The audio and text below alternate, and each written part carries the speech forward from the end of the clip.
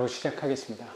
안녕하세요, 작가 반재성입니다. 오늘 또 제 교육생께서 명도를 완료하셨습니다. 축하드립니다, 선생님. 감사합니다. 영상 찍는 게 오늘 두 번째니까 전보다 조금 더 편안하게 오늘 진행하면 될 것 같아요, 선생님. 네. 선생님 만나뵌 지 얼마 안 된 것 같은데 또 만나뵀어요. 전 소개 좀 부탁드릴게요. 선생님 목소리 들으면 아실 분들도 있고, 선생님이 지난 인터뷰에서 말씀해 주셨던 명상에 관련된 부분도 교육생분들이 인상이 되게 많이 나왔다, 나도 관심이 많았다, 이렇게 얘기해 주신 분들이 많이 있었거든요. 네. 그래서 오늘은 심화 단계로 한번 질문을 드려보면, 이건 네. 지극히 제 개인적인 궁금함 때문이라는 핑계도 좀 있는 것 같습니다. 네. 저는 지난번에도 소개를 드렸는데 2부 시작하는 것 같아요. 제 삶의 2부를 시작을 하는데 설레임도 있고 약간 두려움도 있고, 작년에는 성과가 좀 제 나름대로 시작했던 거를 성과를 좀 이루는 한 해여가지고 이게 해보니까 되네? 이런 마음도 들었고, 계속 더 이제 다져가면서 한 해 한 해 갈수록 50대를 좀 뭔가 채우면서 이거저거 알아보고 지내고 있는 주부입니다. 지난번에 선생님 집에서 찾아뵀었는데, 그때 집은 너무나도 화려한 집이었는데, 그래서 내놓자마자 문의가 엄청 많이 왔다고. 네, 부동산에서 많이 왔어요. 거의 뭐 한 일주일인가 2주일 만에 나간 거 아니에요? 보름 만에 나갔어요. 그래서 그때 기억을 더듬어 보면 선생님이 세 채 낙찰 받은 거 맞죠? 네. 그래서 1호점 같은 경우는 수리할 게 사실 많지 않았는데 남편분께서 열심히 도와주셔가지고 보름 만에, 그럼 이미 월세를 한 건 받고 계시는 거네. 네, 맞아요. 그래도 이게 성과가 되게 좋은 편이라고 생각해요. 한 달도 안 됐나? 네. 두 달 좀 정도 된 됐나? 것 같아요. 2달 정도 됐는데 월세도 이미 하나를 받고 있는 거고, 지금 또 2개, 이번 거는 명도를 한 거고, 내일 모레 3호점도 명도한다고요. 네. 당분간 바빠지실 것 같은 느낌이 네, 들어요. 네. 이미 월세를 하나 받고 계시니까 뭐 실례가 안 된다면 월세는 얼마나 받으시는지 하나 여쭤봐도 돼요? 85만 원이요. 선생님이 경매 시작한 지가 제가 수업 들은 지가 작년 7월. 작년 7월에 네네. 해서 입찰 되게 열심히 하셨잖아요. 네. 그래서 낙찰도 한두 달 만에 받으신 2달 만에 첫째 받았고, 받았어요. 경매 시작한 지 그러면 뭐 한 6개월 정도 예, 맞아요. 월세 지금 하나 임대 나간 게 85만 원. 네. 거기에 실례가 안 된다면 혹시 이자 빼면은 얼마나 돼요? 65. 65만 원. 그때 대출이 조금 나와서 좀 마음이 불편했다, 그것도 있었지만, 대출을 적게 받았다는 거는 안정성에 있어서는, 금리가 올라간다는 부분에서는 불편함은 좀 덜했던 것 같아. 그래서 순수익은 그래도 65만 원? 그 정도면 훌륭하지 않나 라고 생각이 좀 들어요. 그래서 또 눈에 불을 켜고 2호점, 3호점을 비슷한 시기에 낙찰을 받았는데, 그 집하고는 약간 차이는 있는 것 같다는 생각이 좀 들어요. 그러면 이 집은 선생님하고 얘기 나누기 전에 한번 둘러봤는데, 예산으로 좀 생각하는 게, 지금 처음 마음하고 또 하다 보면 보통 더 많이 하게 되는 경향이 생기긴 하더라고요. 근데 우선은 좀 최소화하자라는 방향으로 생각하고 계셔서, 그래서 도배장판만 100만 원으로 끝내자. 도배장판보다 더 할 것 같은데. 도배장판하고 싱크대는 하는 방향으로 좀 마음이 가고 있고, 그리고 너무나도 다행스럽게도 등은 새 등으로 좀 돼 있네.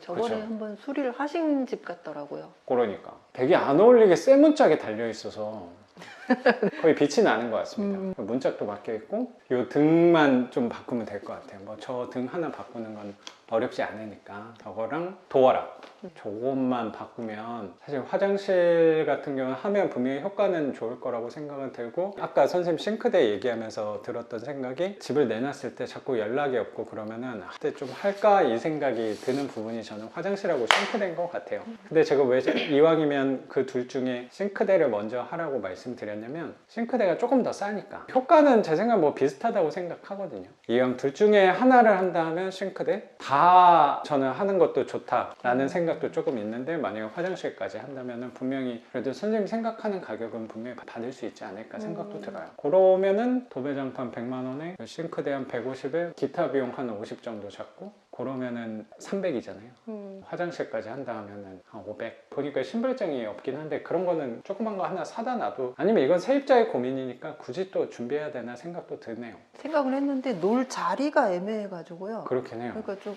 여기 폭이 너무 좁긴 하다. 맞아요. 네.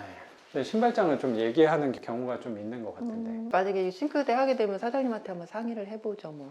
그것도 그럴까요? 좋은 생각인 것 여기 같습니다. 사이즈인데 그럼요. 전문가시니까 뭐 맞아요. 방법 있겠죠? 그렇죠. 이제 짜서 들어가는 거니까 요 폭에 맞춰서라도 네, 하는 네. 것도 괜찮을 것 같아요. 벽에 하는 게 낫지 않아? 출입구가 좁아지긴 한다. 바닥에서 떨어져 있으면서 다는 그런 것도 좋네요, 선생님. 이케아에 그런 게 있긴 한데 저도 지금 뭐 하다 보니까 생각이 나요. 벽에 붙이는 그런 거.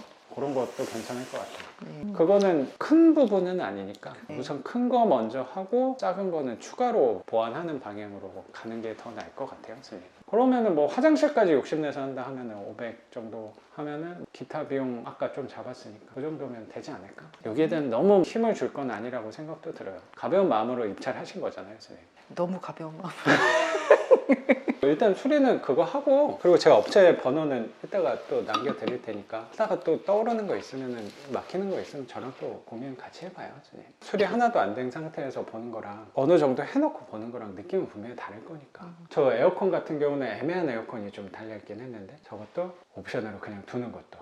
이 집에 다른 옵션을 더 해야 될까 말까 이것도 이제 좀 나중에 하면 되겠죠? 아, 그럼요. 그런 세입자도 분명히 있거든요. 옵션 뭐 예를 들어 뭐 세탁기나 세탁기 놓을 자리가 줬다 놓으면 되는 거죠. 저기 자리가 있어요. 저거 아, 보일러 다행이다. 맞은편에.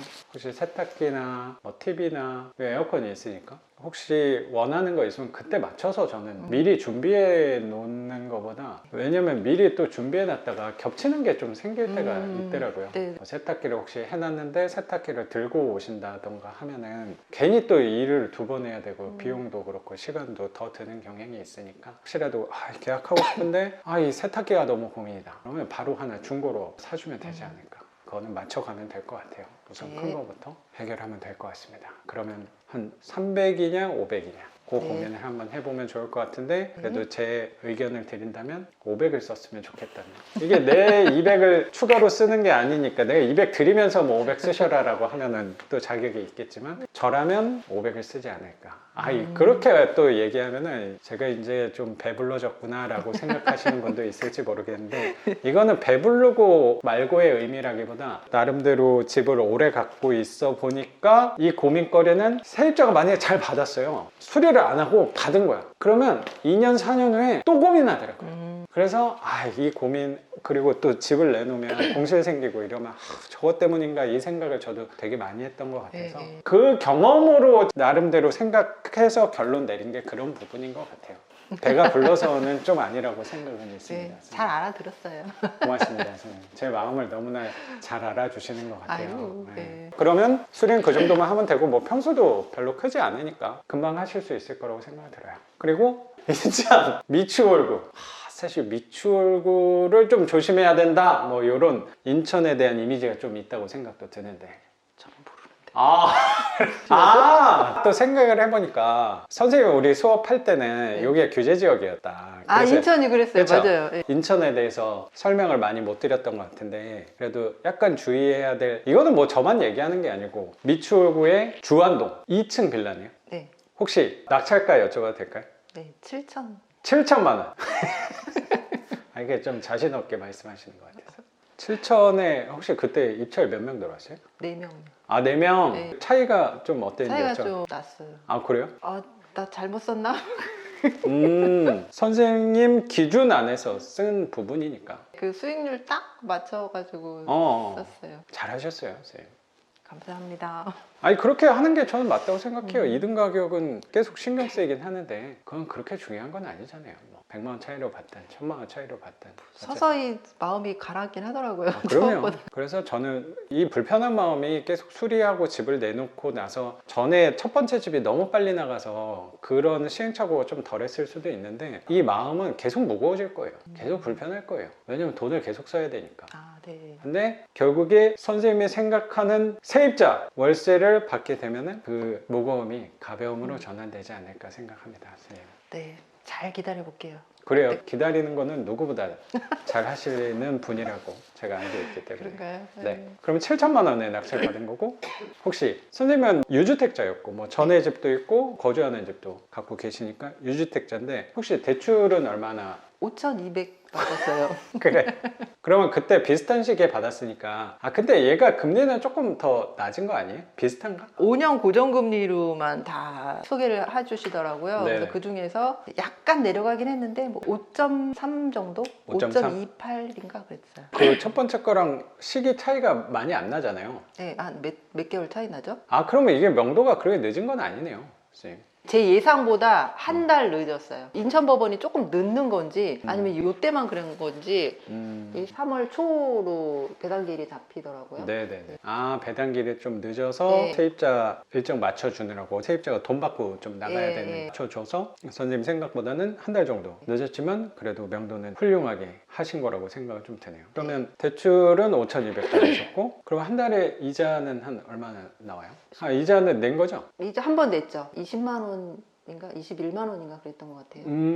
그러면은 한 50만 원 만약에 받는다 하면은 그래도 한 30만 원은 그래도 50은 받아야겠다는 생각이 좀 드네. 보증금이 혹시라도 좀 작더라도 그렇죠. 네, 최소- 목표. 선생님이 생각하는 대로 지금 다 이루어지고 있잖아요. 아, 네.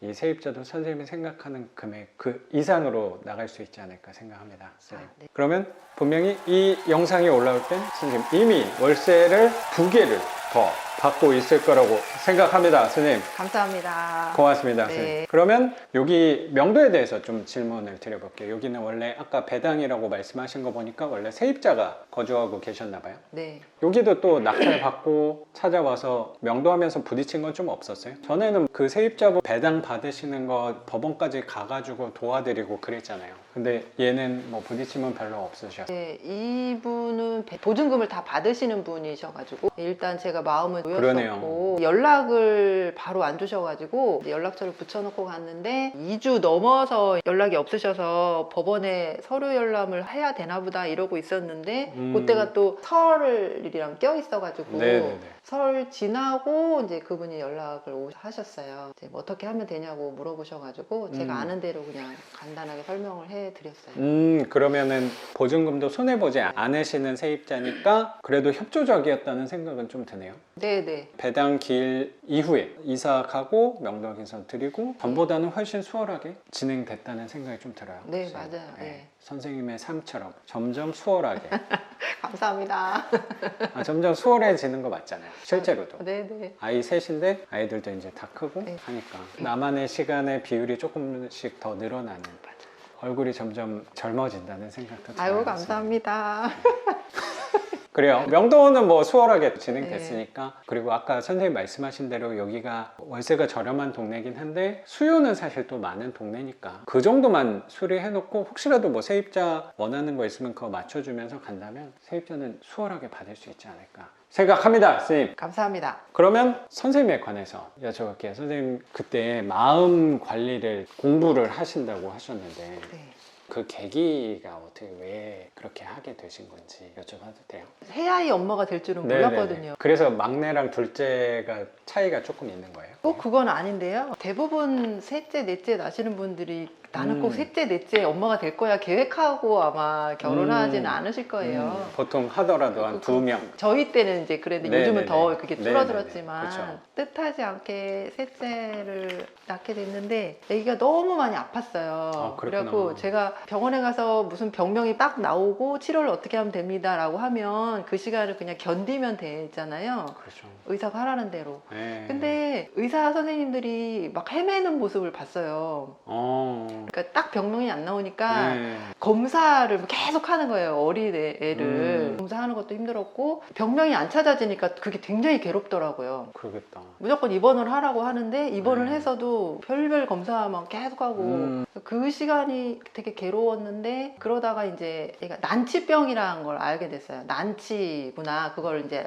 결국 이제 어떤 선생님이 그걸 아셨는데 그러니까 이제 되게 무너지죠. 엄마로서의 마음은 얘를 어떻게 내가 치료할 때까지 어떻게 케어를 할까? 얼만큼 치료해야 나을까? 어느 정도 나을 수 있을까? 이제 그때가 이제 애가 3살 때였는데 그러니까 큰 애는 중학생이었고 네. 사춘기 막 시작됐는데 그럼 굉장히- 큰 애한테는 좀 신경을 좀 못 썼죠. 썼을 그때 수도 있고. 중학생이 아니고 이제 5학년, 초등학교 네. 5학년이었구나. 그리고 둘째는 이제 한참 유치원이었고. 손 많이 갈 때이긴 했네요. 맞아요. 그렇더라고. 네. 되게 바쁘더라고요. 네. 근데 이제 얘를 갑자기 응급실 갈 일도 많이 생기고 막 이러니까 막 정신이 없는 거예요. 애들 케어도 안 되고 막 이랬을 때 그래서 얘가 병명만 나오고 어떻게 치료하고 돈이 얼마 든다 뭐 이러면 이제 딱딱 그거 할 수가 있겠는데 그게 안 되니까 아무것도 할 수가 없어요. 뭘 계획을 세울 수도 없고요. 큰애가 뭐 학교에서 선생님 상담 오라 그래도 정신은 딴 데가 있어가지고 선생님이 무슨 말 하는지 들리지가 않아요. 처음으로 이제 제가 태어나서 그런 위기를 맞았는데 난치병이라는 얘기를 듣고 그러니까 의사 선생님도 단정을 못 하시는 거예요. 어느 정도 얼마를 치료하면 나을 거예요가 아니라 현재로서는 이 방법이 최선이에요. 하시려면 진짜 하고 답답하겠다. 선생님이 그러니까 보호자분이 결정하세요 이러니까 안 할 수도 없고 하자니 막 이게 마음이 마음이 불편하고 그때부터 이제 제가 내가 정신을 차려야겠구나 아니면은 이게 아무것도 안 되네 얘들 3명이 나만 바라보고 있고 네. 여기서 남편은 어디 있어요? 궁금해하실 분이 계실 텐데 네. 남편은 되게 열심히 일할 때여서 네. 장기 출장 중이었어요. 부산에 우리는 저기 일산에 살고 있었는데 네. 2주에 한 번 올라오고 이런 정도 거기서도 자기도 책임 맡은 게 있어가지고 되게 바쁠 때였어요 이 사람도. 네네. 아 그럼 거의 선생님 혼자 다 신경을 써야 되는 상황이네요. 주중에 그랬던 것 같아요. 근데 저도 그때 젊어가지고요. 네. 40대 초반이어가지고 지금도 근데 되게 에너지 넘치는 분이라고 생각하는데 그때는 더 에너지가 넘쳤을 거잖아요. 되게 긴장도 하고 있었고 잠도 거의 못 잤거든요 밤에. 지금 생각해보면 어떻게 그 시간이 지났을까 싶은데 되게 긴장하고 있었고 어떻게 하면 이 난관을 헤쳐나갈 그렇죠. 수 있을까를 네. 이제 막 고민을 하기 시작한 거예요. 그러다 보니까 마음 고생을 좀 하신 거네요. 이 마음 고생이라고 하는 단어가 좀 부족하다라는 생각이 좀 들어요. 제가 어저께 아기가 제 아기 6살인데 책장이 넘어져가지고 발등을 찧었어요. 아이고 땡땡 본 거예요. 근데 애기 아프다고 별로 안 하는 거야. 그래서 오늘 병원 가보니까 와이프가 갔다 왔는데 뼈에 금이 갔다고 그러더라고요. 그러니까 뭐 다행히 성장판 영향은 없다고 해서 좀 안도를 하긴 했는데 마음이 너무 근데 그거는 명확한 또 진단이 있었고 그리고 다행히 걷거나 그런 거에 또 불편한 게 아니고 그냥 가만히만 있으면 된다고 하니까 그런 것도 마음이 너무 쓰이긴 하거든요. 저보다 아마 아내가 더 마음이 불편할 거고 아내랑 같이 있다가 좀 그래서 괜히 더 미안하다는 생각이 있을 거라고 생각도 들거든요. 괜히 내가 못해줘서 그런 거 아닌가라는 생각이 들 것 있죠. 같아서. 근데 선생님도 이거랑은 뭐 크기가 완전히 다르지만 내가 최선을 다해주고 싶은데 방법을 해줄 수 있는 그거를 모른다는 게 더 괴로울 것 같아요. 아니 그 아기 다쳤는데도 일정 소화하시느라고 와주셔서 감사하기도 하네요. 조금 조정을 하실 수도 있으셨을 텐데. 아니 근데 그게 뭐 내가 옆에 있다고 그래도 병원에 같이 가주시는 게 아마 아기 엄마 입장에서 되게 마음이 놓이기도 하더라고요. 이렇게 급하게 병원에 가야 될 때는. 어제는 응급실 갔을 때 네네. 같이 갔는데 그러셨구나. 오늘은 막 위급하고 아기도 멀쩡해가지고 그냥 그거 뭐 어제 방기부스 같이 뭘 해줬는데 그것도 풀르고 그냥 갔거든요. 근데 가보니까 놀란 거지. 엑스레이 찍어보니까 큰 게 아닙니다. 네. 아유 다행이네요. 그 정도여서. 네. 그래서 아이가 불편한 부분이 있으니까 선생님도 혼자 네, 한다는 그거를 제가 넋놓고 있으면 안 되고 애한테 너무 이렇게 어두운 모습을 보이기도 싫었고 애는 나만 바라보고 있는데 네. 엄마가 우울하게 있으면 자기한테 무슨 일이 일어나는지도 모르고 있는데 그러면 안 될 것 같더라고요. 제가 제일 우리 아들한테 자기 허락을 안 받고 오긴 하는데 아들은 이걸 안 보겠죠. 이 방송을 볼 리도 없겠죠. 그럼요. 전혀 관심 저 이상한 사람. 그러니까 얘가 걷는 거가 불편할 수 있겠다 그 지점에 걸렸던 거예요. 그러니까 치료가 돼도 걷는 게 평범한 아이들처럼 예쁘게 걸을 수 있을까 못 걸을까 이거에 이제 걸려 있는 건데 의사 선생님들은 그거로 치료할 수 있는 방법을 여러 가지를 봤는데 얘는 이상하게 병명이 안 나오는 거예요. 그래서 결국 이제 난치병, 난치, 불치는 아니래요. 난치래요. 근데 어떻게 하면 치료를 할 수 있을까를 선생님들이 헤맨 거였는데 그러니까 그때 제가 얘가 만약에 걷는 게 불편한 아이로 자란다면 내가 얘를 어떻게 케어해야 해야 될까? 그 지점에 딱 걸린 거예요. 난치도 난치인데 이게 후유증으로 남았을 때 최대한으로 후유증이 안 남게 얘를 치료해야 되는데 누구도 그건 장담할 수 없는 건데 제일 잘 치료해 줄 사람은 난데 얘를 그럼 어떻게 키워야 되는 건가? 이제 막 되게 많이 고민을 하기 시작한 거예요. 정신이 되게 많이 차려지는 거예요. 딸 키울 때는 걔네들은 건강한 아이들이었으니까 네. 그냥 평범한 엄마들처럼 그냥 이렇게 시간이 지나면 되는 거였는데 얘는 이제 특별히 더 돌봐야 되는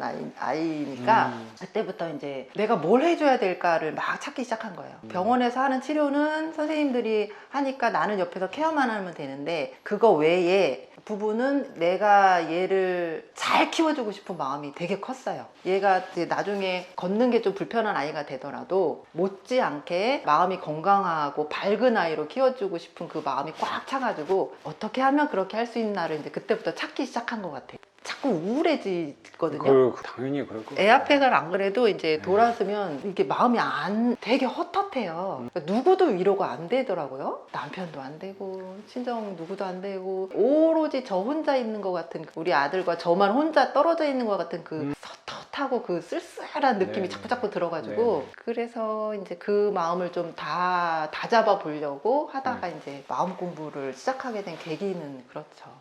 제가 너무 가볍게 질문을 던진 건 아니었나라고 생각했거든요. 아니에요.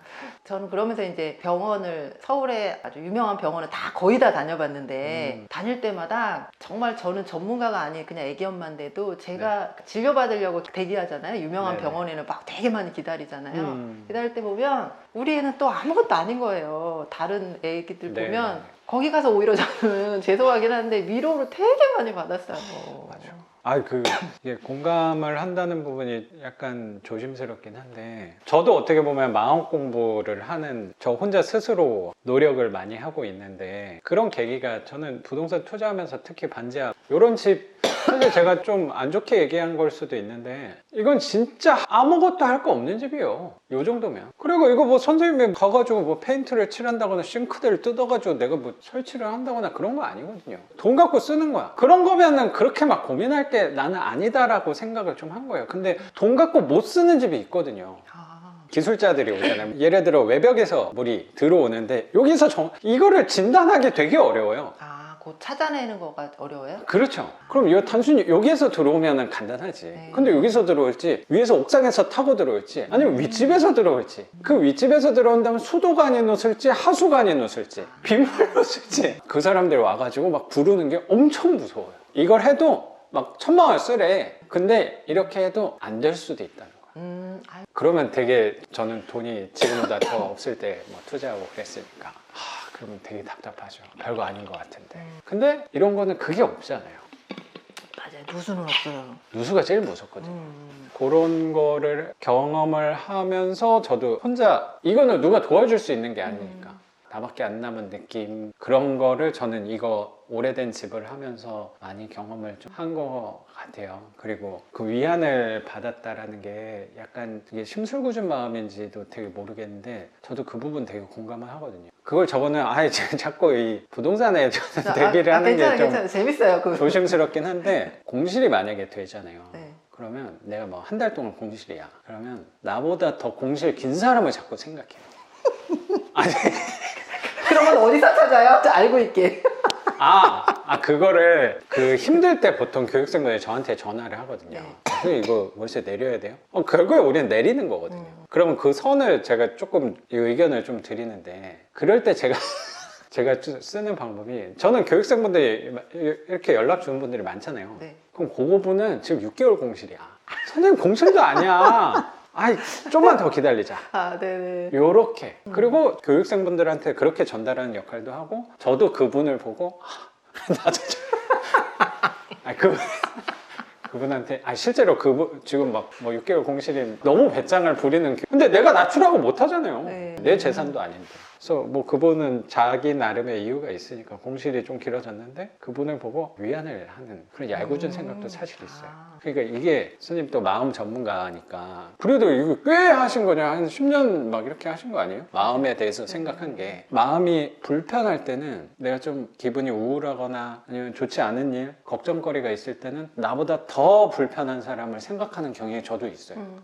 반대로 되게 좋아. 그러면 더 좋은 사람을 보고 이건 뭐 아무것도 아니다. 이렇게 약간 누르는 경향도 있는 것 같아. 그게 사람들은 남과 비교하지 말라 뭐 이렇게 얘기도 하잖아요. 되게 멋있는 말. 과거에 나와 비교해야지 남하고는 비교하지 마. 이런 멋있는 말 그것도 뭐 공감 가고 이해하는데 나는 사실 남하고 비교할 때 되게 많아요. 그래서 위로를 받는 거지.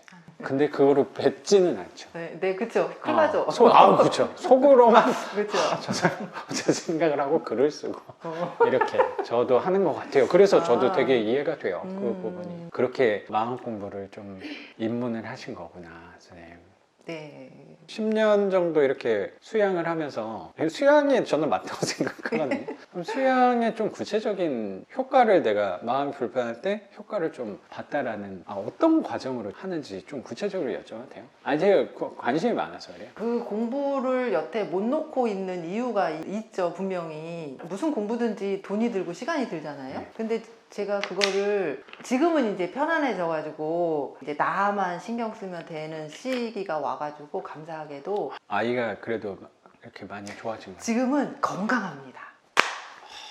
그래가지고 저는 와. 그치 아까 너무 이제 표정이 이제 그렇다면 좀 마음이 지금 편해졌다. 그쵸? 그 말씀을 어느 때 해야 될까 지금 막 어느 때 말씀드려야지 이렇게 생각을 하고 있었는데 와. 좀 약간 기적 같은 일일 수도 있는 건가? 저는 그렇게 생각하고 있어요. 네. 그리고 내가 우리 아들과 제가 받은 이번 생에 받은 축복 중에 제일 큰 게 그거. 그래서 어디 가서 감사 인사를 해도 부족할 만큼 저는 제일 큰 축복으로 맞네요. 여기고 있어요. 정말 나 감사합니다. 근데 나 또 이게 공감이 괜히 공감이 되게 들거든요. 감사합니다. 선생님 삶에서는 제일 불편한 부분인데 그게 축복 같은 일이라는 거잖아 결국에. 축복이 됐죠. 그 일 덕분에 제가 공부를 계속 하게 됐고 그리고 결과로 아이도 지금 너무 잘 뛰어노는 건강한 그 중학생 톨스토이에 아들이 대해서 됐고 토론을 하자는 그 친구인가요? 토론을 안 하죠. 엄마나 해 뭐 이런 식으로 아주 지극히 정상 평범한 중학생이 됐다는 거에 되게 감사하죠. 맞아. 거기서 토론하는 친구가 이상한 친구. 이상하죠. 이상한 애죠. 그렇죠. 아주 천재거나 좀 약간 그렇죠. 그 축복 같다는 일이 나는 되게 난 그래서 세상이 되게 단순하다고 항상 생각을 많이 하거든요. 네. 이게 전혀 다른 일이더라도 일관성 있는 부분들이 좀 있더라고요. 일치하는 부분. 질서 말씀하시는 거예요? 약간 제 경험하고 저는 아예 다른 분야에서 경험을 특히 뭐 부동산 되게 약간 부동산이라고 하면 너무 돈 이런 쪽에 좀 치우쳐 있는 대표적인 욕망의 대상이라고 생각도 네, 있거든요. 네, 네. 그거를 아이에서 느낀 부분이랑 부동산이랑 대비하는 게 조심스럽긴 한데 부동산에서 그런 부분을 느꼈다고 생각이 든 게 반지하 불편한 물건에서 마음고생도 많이 하고 혼자 울기도 많이 했지만 이런 부동산을 만난 거는 저한테 가장 큰 행운이고 축복이었다고 저도 생각하고 있거든요. 예전에 경제적으로 안 좋은 상황이었다는 게 오히려 다행이었다는 생각도 들고 되게 좋은 회사 막 대기업, 공기업 이런 데 내가 다녔다면 나는 그런 거 쳐다도 못 봤을 거라고 생각도 드는데 끔찍했던 월급 체불 같은 경우도 저한테 굉장히 괴롭고 끔찍한 일이었는데 그게 너무나 행운이고 축복이었다라는 거. 그리고 이렇게 시장에 나와서 다양한 분들 되게 얘기 많이 나누잖아요. 내 월급 연체는 진짜 보잘것없는 사건이었던 것 같아요. 그걸 또 요새 되게 많이 느끼는 거예요. 나 월급 체불했던 경험이 있어. 이거는 진짜 아무것도 아닌 느낌도 요새는 되게 많이 받는 것 같아요. 그러시구나. 네. 그래서 공부 계속 놓지 않고 계신다. 네. 얻은 게 있기 때문에. 네, 얻은 게 많죠. 내가 죽을 때까지 이 공부를 계속 해야 되는 거구나까지 요새는 가슴에 딱 들어와 있고요. 요 지점이 이상할 수도 있는데 이게 불편할 것 같으면 선생님 자르세요. 알겠습니다. 선생님만 이렇게 들으시고. 알겠어요. 그러니까 저거 한다고 생각하지 말고. 네. 이게 마음 공부에도 이제 목표가 생겼어요. 계속 내 마음이 편해야지고 아이하고 소통을 잘하고 싶고 이런 거로 도구들을 하나씩 배워가다가 마음 공부도 보니까 도구가 굉장히 많더라고요. 그렇구나. 불교 쪽, 교회 쪽 지금은 제가 인도 명상을 지금 하고 있긴 하지만 도구가 굉장히 많아요. 제가 아까 목표라고 말씀드렸는데 이 마음 공부의 목표는 저는 깨달음을 얻고 싶어요. 열반이랑 깨달음이 같은 건지 모르겠는데 네. 최종 단어는 깨달음. 그래서 그거 되게 좋아하는 단어거든요. 깨달음. 진짜요. 깨달음에 관심 있으세요? 그럼요. 와우. 나는 오늘도 느끼는 바와 강하게 말하면 깨달은 부분이 있다고 생각하거든요. 지금도 방금 대화 안에서도. 방금 대화 안에서 깨달았다고 하시는 말씀이 되게 이제 공감하는 거로 들리거든요. 제가 한 얘기를 공감한다고 알아들어지는데 그거는 아마 알아차림에 더 가깝지 않으시나? 그런 마음이 들었어요. 그것도 나 지금 또 공감이 되는데 알아차림이란 단어가 더 가까울 수도 있어요. 맞아요. 어쩌면 내가 알고 있었는데 기억이 항상 떠오르는 게 아니니까 망각하고 있다가 다시 한번 맞아요. 알아차리는, 아니면 깊숙한 곳에 있던 단어와 말과 언어로 표현하기, 그러니까 애매한 것들은 모른다고 생각하고 살아가는 경우도 저는 있다고 생각하거든요. 말하고 단어, 글 이런 부분을 신중하게 하려고 노력을 많이 하거든요. 이 표현하는 게 얼마나 중요하다는, 그리고 그 영향력과 에너지가 얼마나 크다는 부분을 제 나름대로도 느낀 것 같아서, 그래서 알아차림, 이게 또 하나 배우네요. 네, 알아차림이 자주 순간순간 일어나다 보면 깨달음의 경지에 오르겠죠? 제가 배운 거는 그래요. 이론상으로 배운 거는 그렇고. 네. 그게 재밌어요. 재밌어요. 저도 자꾸 이 공부를 하다 보니까 되게 재밌어요. 근데 제가 또 의심도 많거든요. 이게 진짜 맞나? 진짜 이렇게 하면 되는 거야? 그런 의심을 갖고. 선생님도 그러세요? 난 의심을 진짜 많아요. 원래 안 그랬던 사람인데 네. 다 의심해요. 나는 어제 엄마랑 통화하면서도 엄마한테도 그랬어요. 엄마 말도 의심한다고. 엄마 혹시 상처받을까 했는데 뭐 그러시진 않으셔서.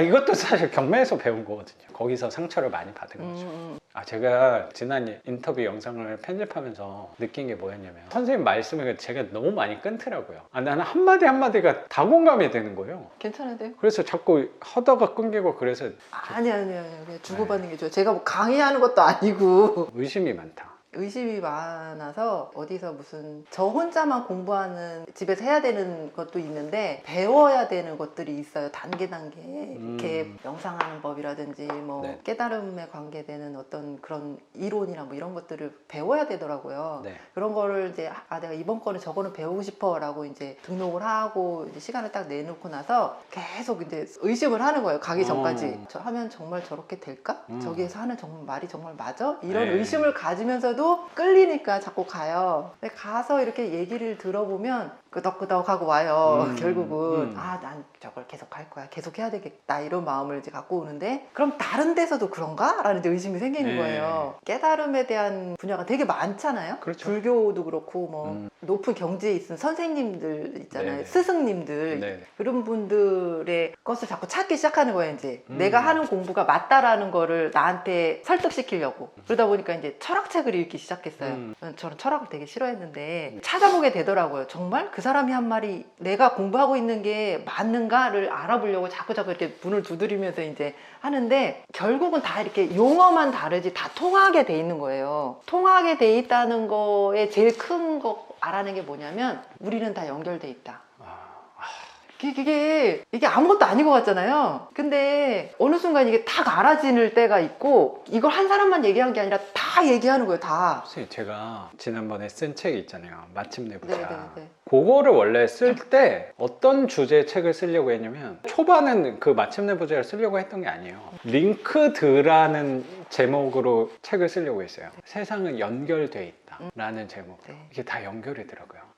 제가 하는 일도 다 연결이라고 생각도 저는 되게 많이 들고, 선생님도 이렇게 괜히 만나는 건 저는 아니라고 생각하거든요. 다 이유가 있다고 생각이 들고, 여기에서 이런 얘기를 나누는 것 자체도 괜한 일은 아니라고 생각은 들어요. 그러니까 사실 생각을 해보면 이거 되게 웃긴 거거든요. 어떻게 보면 선생님이랑 되게 오랜만에 만났고 뭐 별다른 인사도 안 했어요. 만나서 집 보고 마음에 이게 진짜 웃긴 거 아니야? 어떻게 보면. 근데 어떤 친구보다도 나는 얘기할 때 편하단 말이에요. 이거를 공감할 수 있는 사람이 많지 않기 때문에. 맞아요. 당연히 저도 겉으로 표현하지 않지만 제 속으로는 이 사람의 제 나름대로는 판단하는 기준도 좀 있는 것 같고, 그거를 뭐 굳이 단어를 표현을 하자면 내공이라고도 생각도 저는 있어요. 근데 그 내공이라는 거는 저절로 생기는 게 아니고 그 부딪힘이 많아져야지 생긴다고 생각이 들고, 뭐 상처로 좀 비유를 하자면 상처도 까지고 피도 나고 딱지도 수십 번 수백 번 해야지 피부가 단단해지는. 근데 그 피부가 이쁘냐 안 이쁘냐 그거는 모르겠지만 적어도 단단해지는 건 맞는 것 같아요. 그러니까 이 생각이 올바르냐 올바르지 않냐, 아름답냐 아름답지 않냐랑은 좀 다른 것 같아요. 단단해진 거는 맞는 것 같아요. 전보다 그래서 단단해지니까 삶이 살아가는데 조금 더 편한 것 같아요. 전보다는. 맞아요, 맞아요. 외부 상황들이 벌어지는 일은 비슷할지 몰라겠어도 받아들이는 내가 조금 더 덜 예민하게 받아들이다 보니까 세상 살아가는 게 상대적으로 수월해지고 점차적으로 나아진다라는 그 느낌이 되게 좋은 것 같아요. 그래서 그런 매력 때문에 선생님도 마음 공부를 죽을 때까지 해야 된다고 생각을 한 게 아닌가. 저도 똑같거든요. 나도 죽는 날까지 한다고 생각하는 거예요. 뭐든지 하려면 그래야 되는 것 같아요. 그런 마음으로 해야지 뭔가 성과가 있고 이루어지지 그냥 한번 해볼까? 그거는 그냥 아닌 것 같더라고요.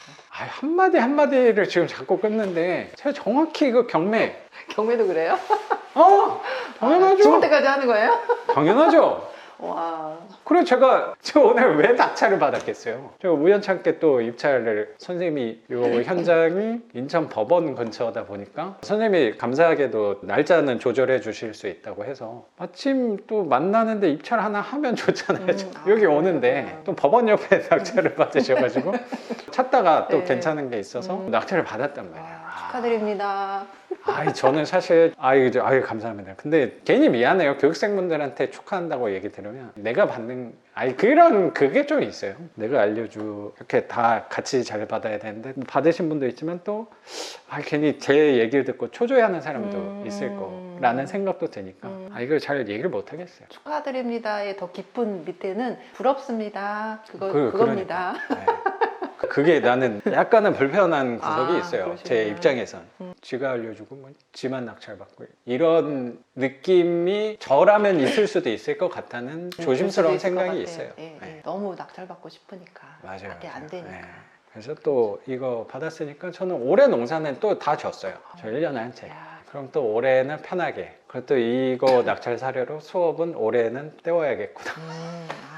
내년, 내후년도 이 사례로 할 수는 없잖아요. 나는 또 수업하는데 활용하는 부분도 있으니까 일반 물건은 또 교육생분들한테 남겨두고 약간 리스크 혹시 세금 인수가 있는 거 아닌가 이런 것만 좀 공략을 하는 것 같아요. 요새 좀 포지션을 잡은 게. 그래서 혹시라도 미납을 한다라고 하면 그래 이건 나의 수업료다. 그 대신 이런 거를 경각심을 내가 실수한 부분에 대해서 이 말씀을 혹시 드리면 좋은 교육 자료일 것 같아요. 그럼요. 경험하신 거를 딱 얘기해 주시니까 그렇게 또 시너지를 잡고 있어요.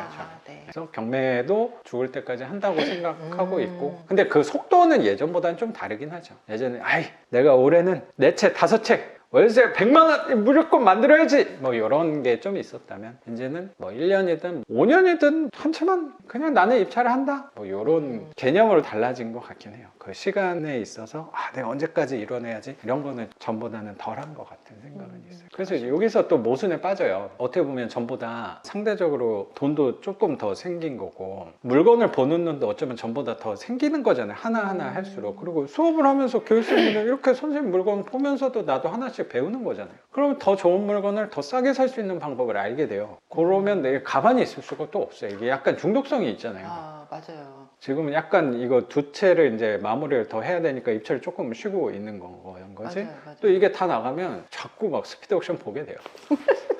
돈만 있으면 자꾸 입찰을 하게 돼요. 왜냐면 맛을 봤거든 이미. 법원 가는 게 재밌다니까요. 재밌어요. 나도 오랜만에 오늘 갔는데 약간 설렘이 있어요. 그리고 저는 한 가지의 즐거움이 조금 더 있어요. 이거 제 입으로 얘기하기 약간 창피한데 저는 그래도 한정된 공간 분야 안에서는 약간 알아보시는 분들이 한두 명씩 생기잖아요. 그러니까 법원 가면은 되게 좁은 분야니까 괜히 약간 숨어서 다니는 그런 게 저분 누군 것 같아요. 막 이렇게 그런 눈길을 느끼시는구나. 그런 게 이렇게 막 인사하시는 분도 가끔 있는데 그런 분은 굉장히 적극적인 사람인 거고 약간 저 아니야? 이런 게 법원 안에서는 좀 있을 수 있잖아요. 그래서 구석에 좀 서 있고 이러는 것 괜히 혼자 스릴을 느끼는 거예요. 그러시겠다. 날 모르겠지? 이거 좀 제가 얘기하니까 창피하긴 하네. 그래서 죽는 날까지 내 이 공부를 해야겠다. 네. 새로운 이제 목표가 딱 생겼고요. 그래서 경매를 계속 해야 돼요. 그 공부를 계속할 돈이 계속 필요하거든요. 그 비용도 마련하고 그런 이유도 있었어요. 또 외국에 갈 일도 있거든요. 인도에 가야 돼요? 맞아요. 그 요가 그 선생님들 저도 요가 하잖아요. 요가 선생님들 많이 가요. 많이 가더라고요. 오세요. 많이 와요. 그 센터에 많이 오세요. 아 그렇구나. 네, 요가 선생님들, 우리나라 요가 선생님들도 많이 가면 많이 뵙고, 명상 공부 이런 깨달음에 관심 있으신 분들 거기 가면 또 많이 만나죠. 전국 각지에 있는 분들이 그 인도에서 만나요. 그렇구나. 또 되게 재밌어요. 또 네. 거기서 남녀노소 막 이렇게 다 섞여 계시거든요. 젊은 분들도 많아요. 밤새 또 막 그 얘기하고 낮에는 또 이제 공부하고 이러죠. 그게 또 너무 재밌어가지고요. 1년에 한 번은 가야겠다 그런 목표를 가지고 열심히 낙찰을 받아서 월세를 모아서 가야겠네 그런. 여느 가정이나 비슷하다고 생각하는데 자녀 키울 때는 당연히 경제적인 부분에 많이 치중되는 경향이 있잖아요. 아이들한테. 그렇죠. 예. 저도 요새 느끼는 게 우리 아이가 돈을 제일 많이 쓰거든요. 근데 뭐 이제 저도 시작인데 제가 제일 돈을 못 쓰는 것 같고 저는 맨날 똑같은 옷 입잖아요. 근데 뭐 그거는 당연한 과정이라고 생각도 들어서. 근데 내 아이가 어느 정도 컸으니까 이제 조금씩 비중을 나한테도 투자를 하게 된다는 생각도 들고, 뭐 저 수업료도 이거 저렴한 돈은 사실 아닌 거니까 그것도 선생님한테 투자한 부분이라는 생각도 조금 드네요. 맞아요. 그거를 디딤돌 삼아서 파이프라인을 하나씩 만들어내서 선생님의 온전한 즐거움을 위해서 쓰는 거라는 생각도 들어요. 저를 성장시키기 위해서 저에 대한 학비를 이제 제가 버는 거죠. 말하자면 교육비를. 그럼 그 공부는 구체적으로 어떻게 하는 거예요? 너무 많겠지만 한두 개 정도 사례를 어떻게 하시는지, 이런 루틴 같은 게 좀 있을 거잖아요. 저는 모르는 사람이어서 질문도 제대로 못한다는 생각도 지금 들긴 하는데, 어떻게 저는 하냐면 몸 돌보는 거랑 똑같이 생각하면 더 쉬우실 것 같아요. 내 몸을 돌보듯이 내 이제 마음도 돌보는 거예요, 내가. 근데 몸 돌볼 때는 우리 이제 PT를 받고 네. 매일매일 이제 선생님한테 배운 거를, 분은 허리가 약하니까 등 근육을 강화시키는 무슨 운동을 계속 하세요라고 이렇게 처방을 주시는 수도 있잖아요. 그거랑 식이요법을 어떻게 하세요. 뭐 이렇게 우리가 처방을 받잖아요. 되게 이해가 쏙쏙 되네요, 선생님. 그러니까 몸하고 마음하고도 똑같은 것 같아요. 그렇듯이 마음도 이제 내가, 몸은 이제 그렇게 내가 가꾸기로 결정을 하고 이제 네네. 계속 그걸 계속 하는 거잖아요. 똑같이 계속 해야 되잖아요, 그거를. 맞네요. 그렇죠? 근데 마음은 조금 등한시하는 경우가 있는 것 같아요. 맞아. 만약에 너무 괴롭거나 이제 혼자 있기가 괴로울 때는 병원 가는 거 외에는 평상시에는 내 마음이 좋다 나쁘다로만 이렇게, 좋으니까 괜찮은 거고 나쁘니까 불편해 이거로만 구분을 하지, 자기 마음에 대해서 이렇게 구체적으로 시간을 내서 들여다보는 거는 사실 별로 많이 안 하죠. 근데 저는 그거를 하는 거예요. 깨달음 이 공부도 그거부터 시작해요. 내 마음이 지금 어떤지. 그럼 내 마음을 어떤지를 어떻게 바라봐요? 하루에 10분을 아침 시간을 저는 주로 이용하는데, 아침에 조금 일찍 일어나가지고 네. 몇 시에 일어나는지 여쭤봐도 돼요? 5시에 일어납니다. 일어나서 이제 아침에 하는 게 쭉 있는데, 그 중에서 이제 마음에 대한 거는 여러 가지가 있어요? 하는 게? 아침에 좀 궁금해서. 책 좀 보고요. 공부도 조금 하고 물건 검색도 하고 어. 아침 식사 준비하기 전까지 어. 한 2시간, 1시간 반, 2시간 정도를 제 시간으로 써요. 선생님의 또 공간도 있나 봐요? 안방. 어. 안방 구석에 제 책상이 있어요. 제 방은 없어요. 남편분이 또 주무시는데 이렇게 또 불 켜놓고 괜찮아요? 왜냐면 제가 진짜 궁금해서 지금 정확히 물어보는 거예요. 이거는 자르세요. 남편은 알았어요. 소파에서 자요, 요새. 아. 그래가지고. 그럼 선생님의 공간이네, 완전히. 그래도 완전히 그렇진 않아요. 제 아, 방을 하나 갖고 싶은 그런 것도 있어요. 왜 여쭤보냐면 네. 저희 이사를 지난주에 왔거든요. 네. 그래서 집을 이렇게 만든 거예요. 아무것도 없는 거에 벽을 세워가지고 공간을 다 네. 만든 거거든요. 거실, 부엌, 뭐 방도 3개 만들고 했는데 제 공간 하나 살렸거든요. 잘하셨어요. 진짜 한 요 공간 정도 될 것 같아요. 딱 창문이 없거든요. 창문. 아이고. 그래도 내 공간이 생겨서 너무 좋아요. 맞아요. 내 공간은 꼭 있어야 되는 것 같아요. 주부든 누구 남편이든 그 집에 맞아. 자기 공간은 꼭 필요해요. 그래서 나를 들여다보는. 아침에 하는 것들이 있고, 거기서 네. 10분 동안 내 마음을 돌보는 거는 10분 동안 이제 마음에 드는 유튜브에서 음악을 찾아요. 명상 음악 여러 가지가 나오잖아요. 뭐 저도 빗소리도, 찾아본 적 있어요. 빗소리 나오는 것도 있고, 바람 소리, 뭐 물 중에 뭐 약간 피아노 음악 있는 것도 있고, 음. 그날 들어오는 네. 거를 하나 딱 찾아서 끌리는 걸로. 10분을 딱 맞춰놔요. 그걸 그러면 그 음악에서 네. 음성이 들어있는 거예요? 아니면 안 들어있는 거. 배경으로 깔아놓는 거네? 네, 이게 노트북에다 이제 그걸 켜놓고 편안하게 앉아가지고 그 음악을 들으면서. 자세가 어떻게 돼야 돼요? 선생님 지금 한번 해보실래요? 저랑 하실래요? 네네네. 그럼 제가 그냥 의자에 앉으면 돼요? 의자에 앉으셔도 되고 바닥에 앉으셔도 되고. 가부좌를 틀고. 저는 이제 그냥 의자에 앉아서 그냥 이렇게 이렇게. 앉아가지고. 네네, 그렇게 할 때도 있고, 바닥을 이제 양말을 안 신고 있으니까 발바닥을 방바닥에 딱 붙이고 그렇게, 네. 이렇게 앉거나 이제 네. 뭐 이런 게 아니고 좀 이렇게 바르게 앉는 식으로 네네. 해서 척추를 좀 피시면 더 좋고요. 요가에서 많이 해. 척추 너무 잡고. 또 이렇게 네, 해도 네. 안 하고. 척추가 곧게 이렇게 서서 맞아요, 네네. 정수리가 하늘에 곧게 네. 올라가는 그 자세로. 요가에서 하는 자세 봤어요? 네네네네. 이 소리에 집중해 보세요. 눈을 감나요? 선생님 감고 싶을 때 감으셔도 돼요. 좀 이제 감는 게 이게 뭘 하나 궁금하거나 불안하면 눈 감는 거가 더 불편하신 분들이 계세요. 그러면 정해진 게 없구나. 네, 그러면 이제 이 음악을 듣다 내가 감아도 되겠다 싶으면 감고 그냥 뜨는 게 편하시면 뜨고 있어도 되고 이 음악에만 집중해 볼게요. 내 귀에 집중해 보세요.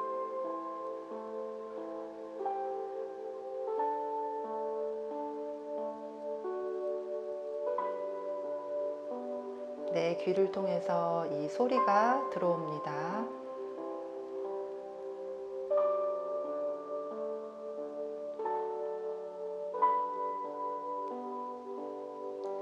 내가 이 소리를 듣는 게 아니고 이 소리가 내 몸으로 들어옵니다.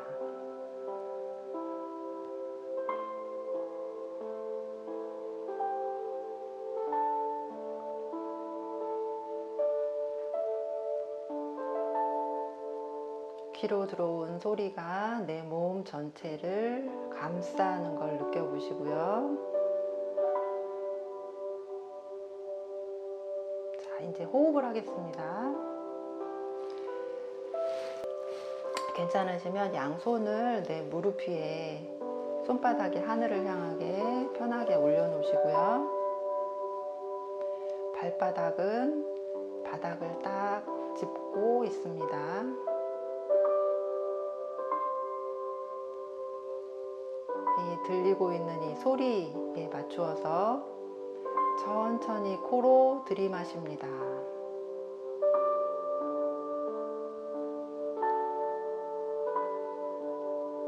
다시 천천히 코로 내뱉습니다.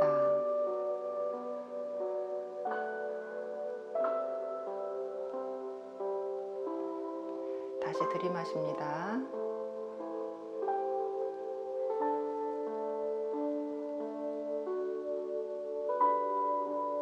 다시 코로 내뱉습니다.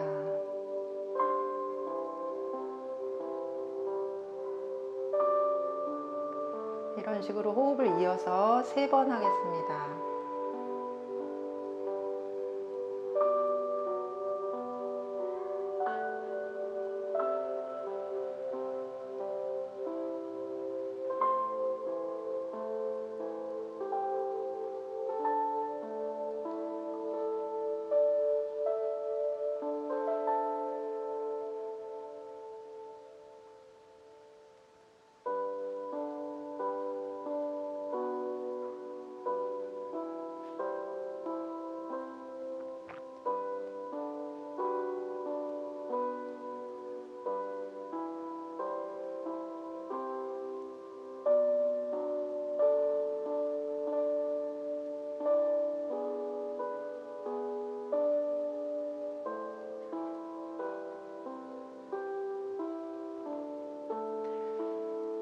자, 이제 내 머리 부위에 집중해 봅니다.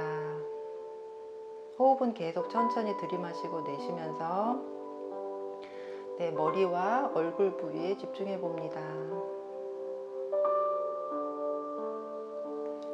혹시 머리가 무거운지,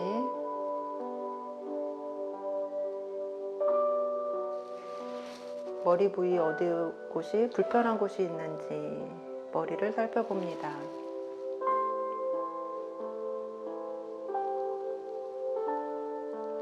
눈에 집중해 봅니다. 눈꺼풀이 파르르 떨리는지, 편안한지, 눈이 뻑뻑한지,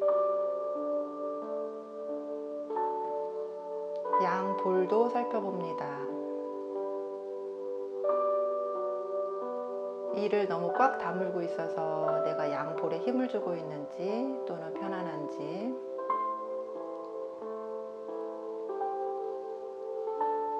어깨에 집중해 봅니다.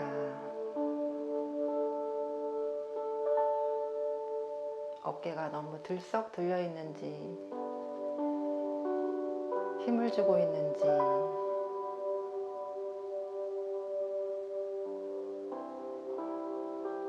양팔도 살펴봅니다.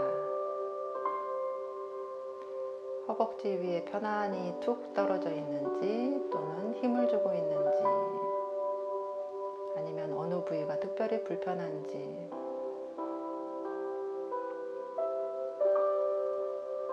의자 바닥에 닿아 있는 내 엉덩이 부위도 살펴봅니다. 양 엉덩이가 균형이 맞게 앉아 있는지, 혹은 한쪽으로 삐뚤어졌는지,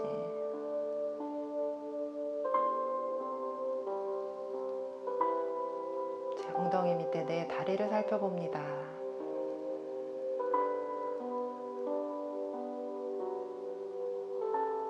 종아리 부위가 뻐근한지, 무릎은 편안한지,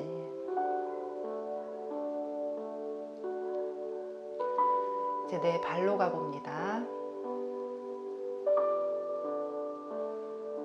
양 발이 편안히 바닥에 놓여 있는지, 또는 한쪽 발만 더 힘을 더 주고 있는지,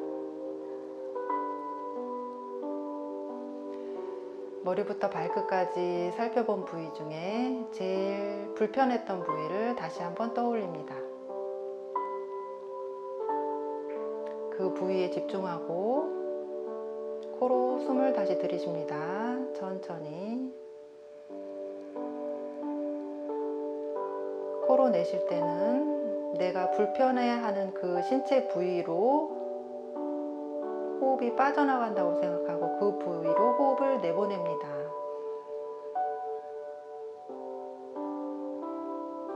다시 들이마시고 몸의 불편한 부위로 다시 내보냅니다. 이렇게 3번을 이어서 하겠습니다.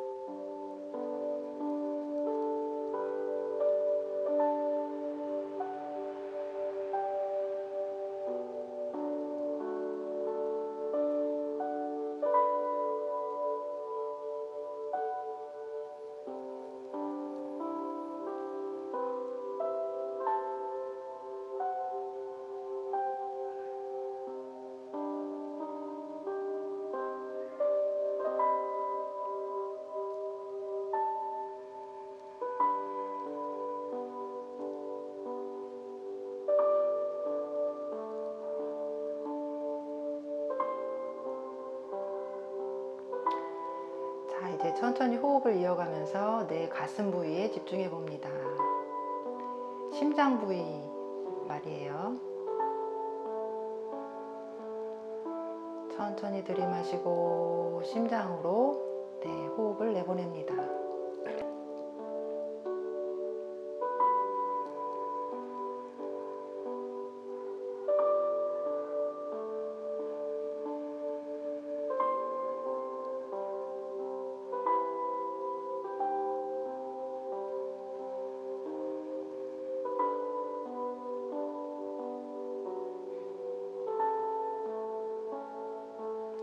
이제 내 가슴에 집중해 봅니다.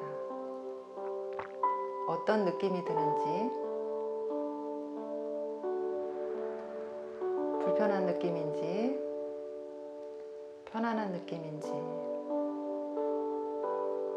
불안한지, 만족스러운지, 걱정되는지, 잠시 내 가슴이 하는 얘기에 집중해 봅니다.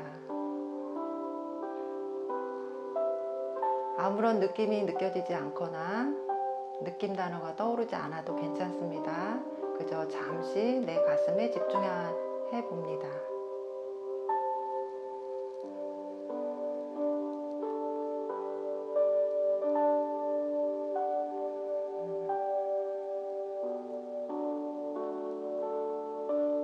어떤 감정인지 알아차려지셨다면 그 감정에 잠시 그냥 머무릅니다.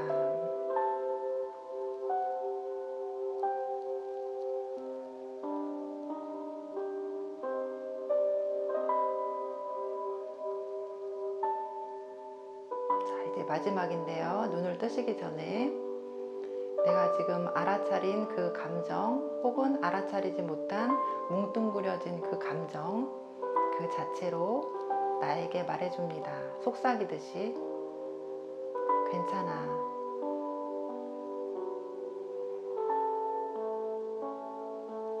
그래도 괜찮아.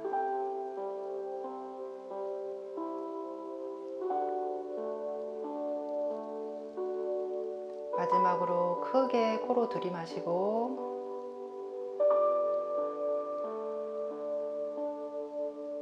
천천히 내쉽니다.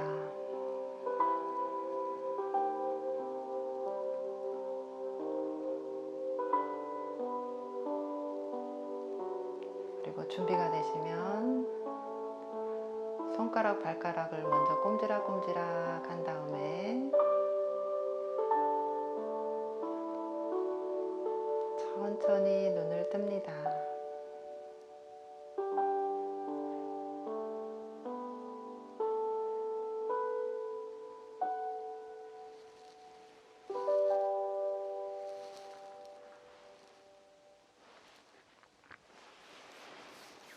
잘하셨습니다. 선생님 되게 잘한다. 선생님 같다. 좀 가르쳐요. 아, 돈 받고 하는 건 아닌데요. 그냥 이런 거 좋은 거 있어 좀 해봐 뭐 이렇게 제가 꼬셔가지고 마음이 한결 가벼워진 것 같아요, 선생님.